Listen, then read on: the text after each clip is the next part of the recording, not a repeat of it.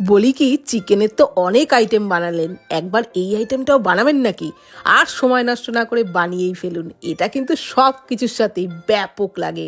তো এই রেসিপির জন্য কড়াইয়ে সাদা তেলের মধ্যে চিকেন দিয়ে, চিকেনের মধ্যে কিন্তু হলুদ লবণ কিছু মাখাইনি, হালকা লালচে করে ভেজে তুলে নিলাম।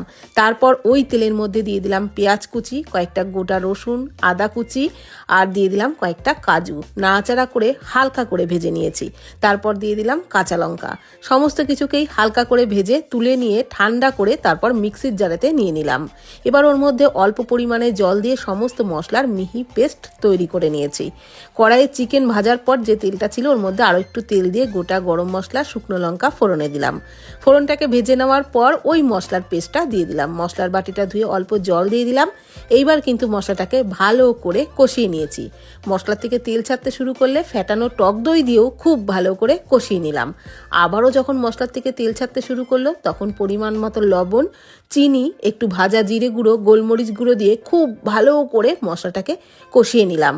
আর তারপর দিয়ে দিলাম ভেজে রাখা চিকেন দিয়ে কিন্তু খুব বেশিক্ষণ ধরে কষানোর দরকার নেই, যেহেতু চিকেনগুলো ভাজাই আছে। সেই কারণে প্রায় 6-7 মিনিট ধরে চিকেনটাকে একটু মশলার সাথে কষিয়ে নিয়েছিলাম। তারপর ফুটন্ত গরম জল দিয়ে ঢাকনা চাপা দিয়ে চিকেন সিদ্ধ করে নিলাম।